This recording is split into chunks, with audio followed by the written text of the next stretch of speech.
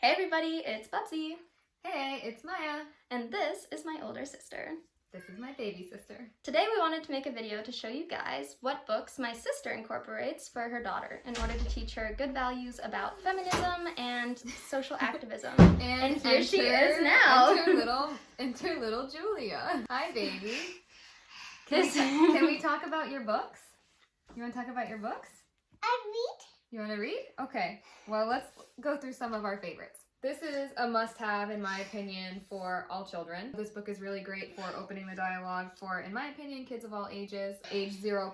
And I don't think it's ever too early to start the dialogue about appropriate touches and consent and what? I'm laughing at her. Oh, I know. So, do you know what consent means?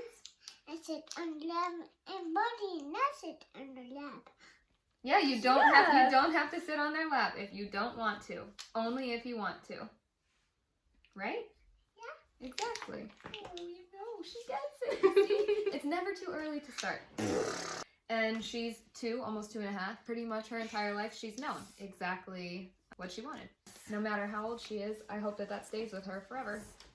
Next on the list is Woke Baby. What about Woke Baby?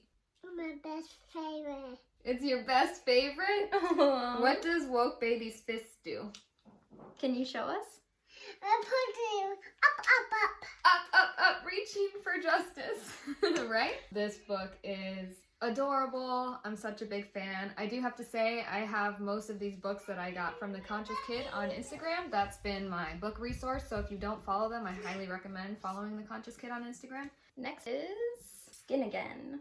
I love this one so You do much. love this one so much? Yeah, that's a great book, isn't it? I think that now, for example, with this Black Lives Matter movement taking off and everything that's happened with George Floyd and with Breonna Breonna Taylor, opening up that dialogue about skin and living in a foreign country and being around different cultures, it's never too early to just open the dialogue and talk about people's differences and also things that make us similar.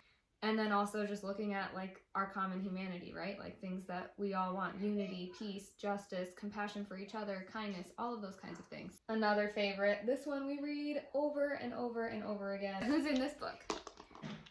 Mary, what you want? Mary wears what she wants. That's right. This is based on a true story of Mary Walker, one of the first women who decided to wear pants because Mary wears what she wants. I mean, my daughter wears pants. We don't ever wear dresses. It's so rare that I put her in a dress because it's just impractical. It doesn't matter if she wants to wear boy clothes or girl clothes because there's no such thing as boy and girl clothes. Just clothes, and you can wear whatever you want. She wears boy clothes. She wears girl clothes.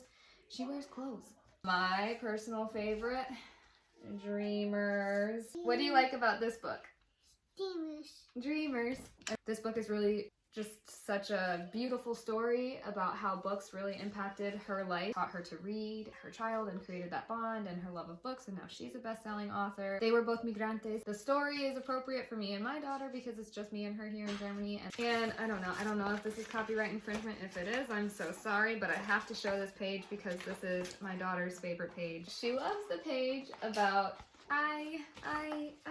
when the mom in the story, she's still learning and making mistakes. She doesn't quite speak English yet, and she loves that because I think she identifies with that learning a second language. She's learning German in her daycare, and she doesn't always fully understand what they're saying. Exploring other themes. This was a book that, for me, I can honestly say that I don't have maybe the most experience with or the most insight. This is about a child who uses the they them pronouns. I love the idea that in this book the child talks about wearing feathers and stripes and wings and being a fish in the sea or like a star in the sky. I think it's really beautiful to teach my daughter that it really doesn't matter how someone shows up. And it's just important that you honor the way that they show up. If they want to go by they, them, it, ze, she, he, we, whatever, it's your job to just teach your child, hey, you know what? Everybody's equal, everybody's worthy, everybody can decide what they want to be called, how they want to be viewed, and if you're not sure, just ask. But my hope is that she will just be willing to accept others for who they are. In a world where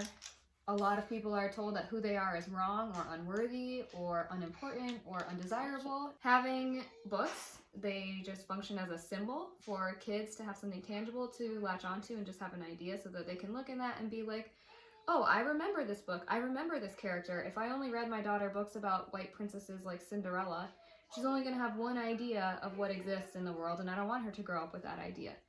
I want her to grow up knowing that there are people of all different backgrounds, all different walks of life, and I want her to be accepting of all of them from the beginning. Can you tell all the viewers thank you for watching? Thank you. Raising littles is hard work here. Thank you. Everybody say bye-bye. Bye-bye. Thanks for watching our video.